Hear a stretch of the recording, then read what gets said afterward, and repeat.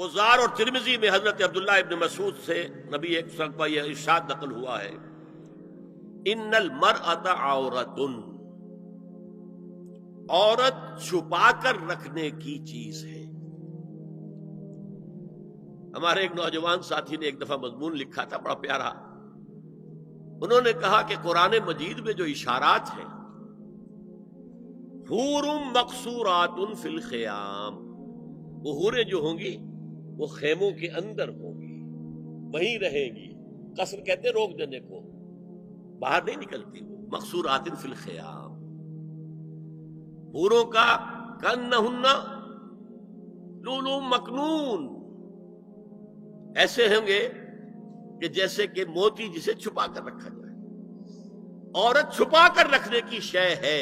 المرأۃ کلھا عورۃ، عورت کہتے ہیں اس کو ہے جسے چھپا کر رکھا جائے۔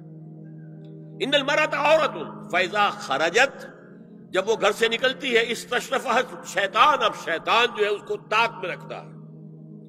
واقرب ما تکون بروحۃ ربھا وہی فی قعر بیتھا، وہ اپنے رب کی رحمت سے قریب ترین ہوتی ہے جبکہ اپنے گھر کے بھی کسی اندرونی حصے میں ہو۔ صحن میں ہوگی تو شاید ادھر ادھر کے کوٹھوں سے نظر پڑ جائے۔